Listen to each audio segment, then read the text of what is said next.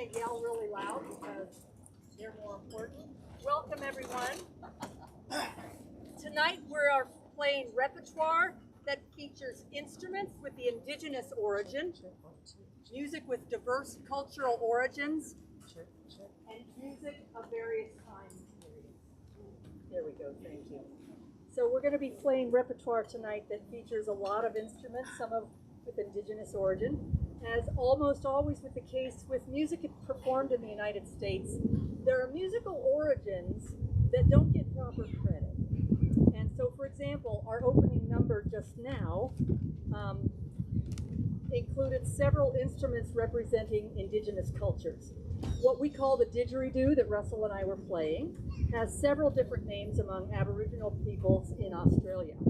The shofar is a ram's horn that you heard that started us off. It was originally used in ancient Jewish religious ceremonies, and similarly, other ram's horns and animal horns have been used in and continue to be used in religious contexts. Various conch shells that you heard just now come from practices among island peoples all across the global south. Pretty cool, isn't it?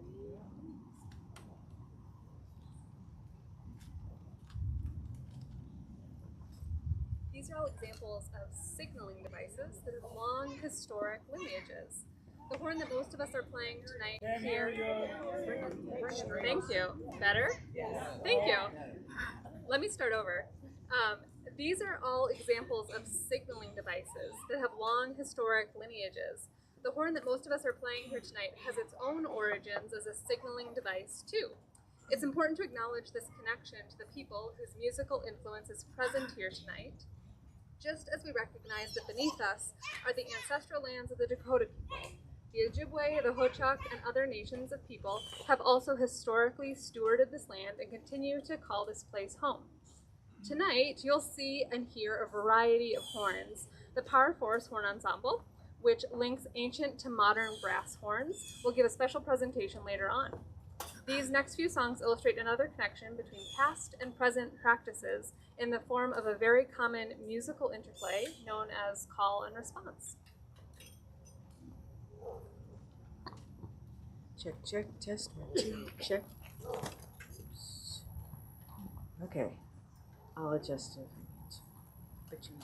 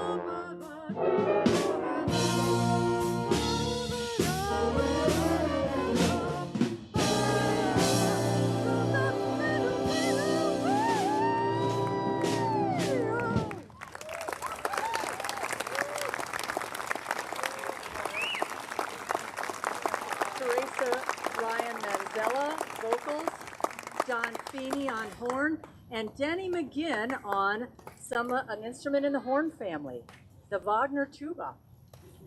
Well done, the bass Wagner tuba. Thank you. For those in the back who maybe can't see it, there is a tip jar up here because, you know, I never pass up an opportunity to remind people about the tip jar. So just, you know. Subtle. That's my middle name, Tina.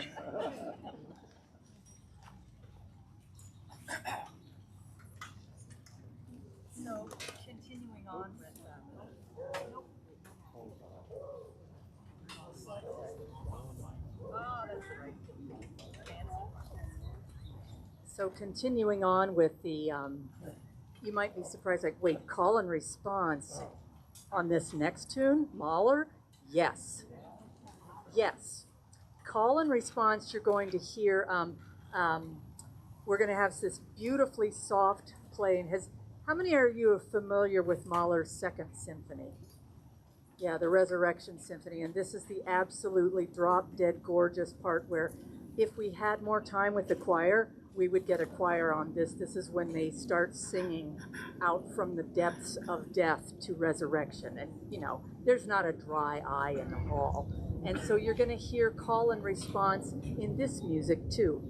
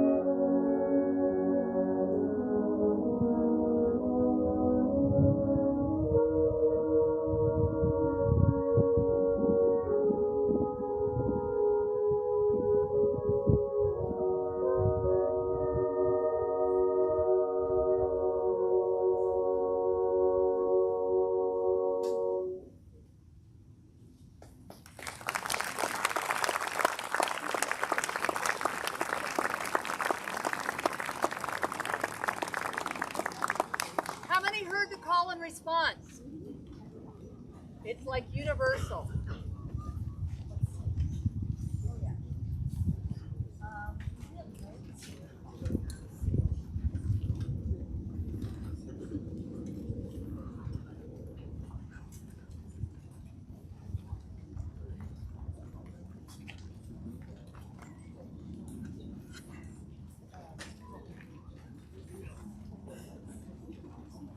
Okay, we're going to get set up for this next stuff. Doesn't this make you want to go check out the Mahler now for the whole symphonic thing? Oh, please do. The choirs, you know, when you get the choir, it's like it's the angels, you know. I'm not saying that choralists are and vocalists are angels. I wouldn't go that far. No. So let's see. We are waiting for one other person. Where is she? There she is. Okay, so here's another call and response in terms of the arrangement. And you're going to see yet another type of instrument that belongs in the horn family. It is not a trumpet. Don't ever call it a trumpet. It is not. It's a frumpet. Some of you may have played mellophone in marching band, and there was no way in God's green earth you could get that thing in tune. This was the answer to kind of put. Oh, the mellophone was the answer. Yeah, the mellophone was the answer, right? So we've got we have Jeff Ullman and Lilibeth Swally and Ethan Nueva playing the Tico Tico.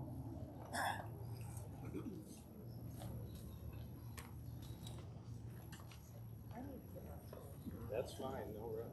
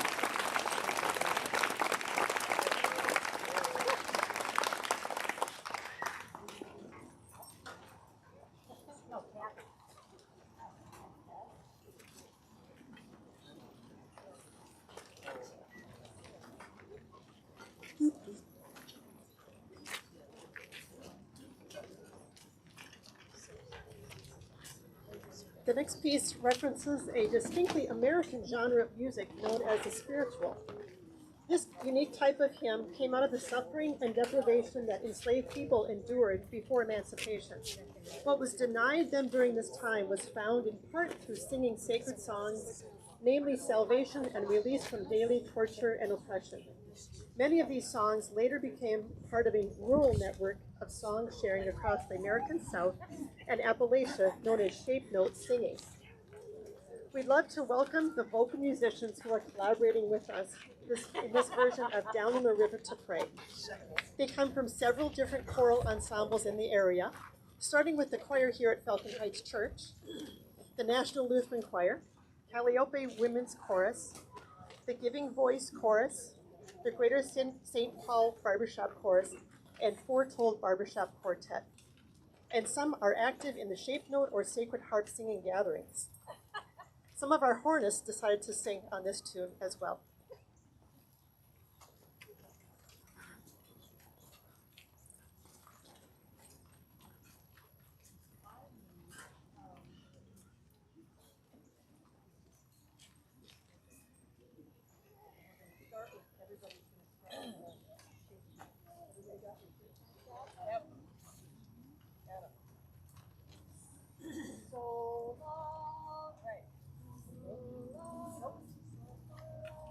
So I want an F sharp. Phil, can you give me an F sharp and a B? Jerry?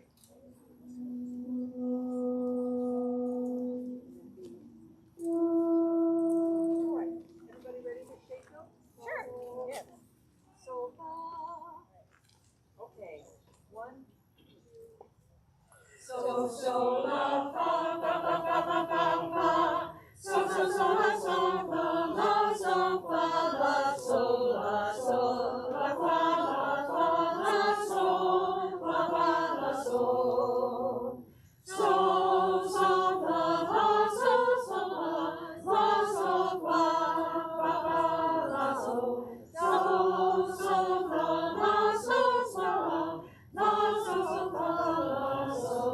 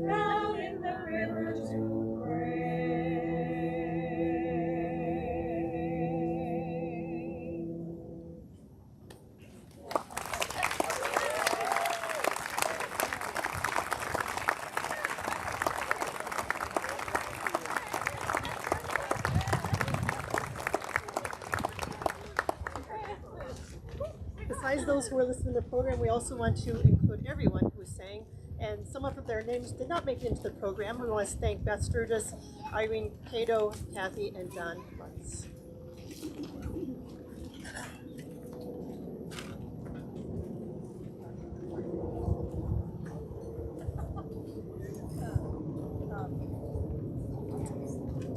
Blues.